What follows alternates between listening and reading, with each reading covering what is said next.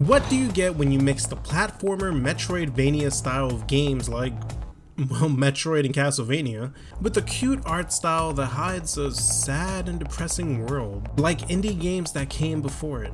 You get arguably one of the most interesting indie games out there, with one of the most depressing worlds I've ever seen.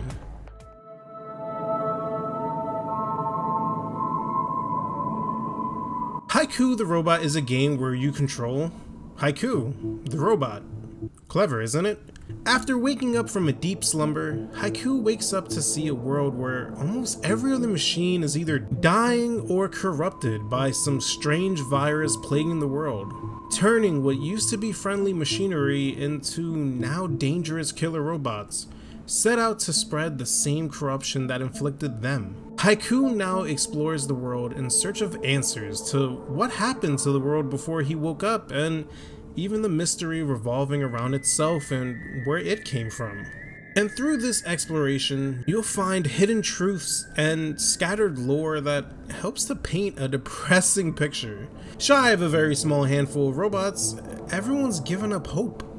Some of them are ready to kick the bucket, while others just live day to day waiting for an end they know is coming.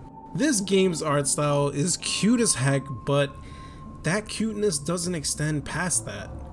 This world is sad, from the tone of its colors to its story, even in its style of music.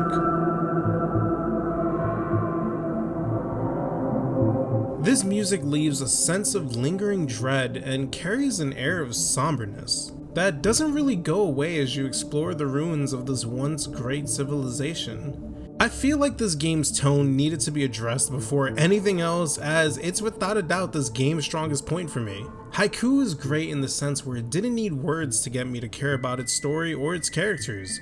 The world itself did. Knowing that every enemy you slay was once a robot with its own hopes and dreams kinda hits different. Because a lot of this world building is in the details, you'll get moments where you see that even Wally himself isn't safe from the virus, as he cries out for Eve. And you're left wondering, did it get her too? The few times this game does hit you with dialogue,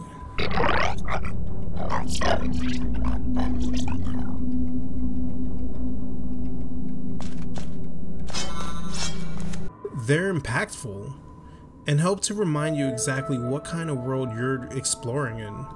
Maybe it's because I was playing Metroid Zero Mission at the same time I played this game, but I guess this game gives me the closest feel to that level of world building and storytelling that Metroid has.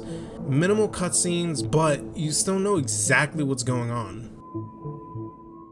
And speaking about Zero Mission, looking at this game's gameplay, Haiku is definitely your typical Metroidvania. As you explore the world and come across different locations, you'll fight enemies, bosses, and find yourself backtracking to explore the underground even deeper. Shocking! With power-ups that allow for further exploration to places that always seemed a bit too far out of reach. And platforming that's simple but will punish you if you aren't precise enough with your movement. And even though it's really hard to beat the fine-tuning of Metroid's classic range combat for this style of game, Haiku still feels good. This close-range push and pull, trying not to get hit combat definitely isn't for everyone, but it felt fun for me.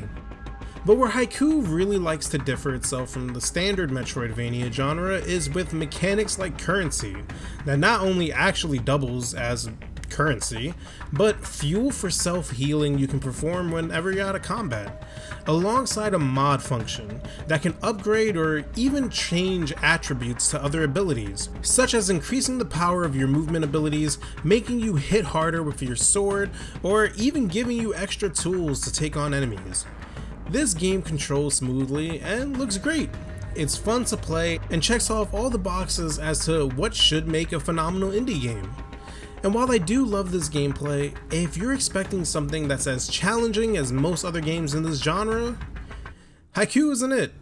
I've died a lot, but it wasn't due to any complexities of the game or difficulty spikes. I'm just dumb. It's simple in its gameplay, but if you can look past that and that's not the type of thing to bother you, You'll discover a fun world, top-notch art style, and secrets that will have you looking at every single crack in a wall. And hopefully, you'll get to enjoy this world just as much as I did. For longtime viewers of my channel, I plan on getting things back to normal. If you saw my post, you know that between friends visiting, family visiting, and going to VidCon, it's been a busy couple of weeks. But thanks for sticking by me, and expect to see a lot more real soon.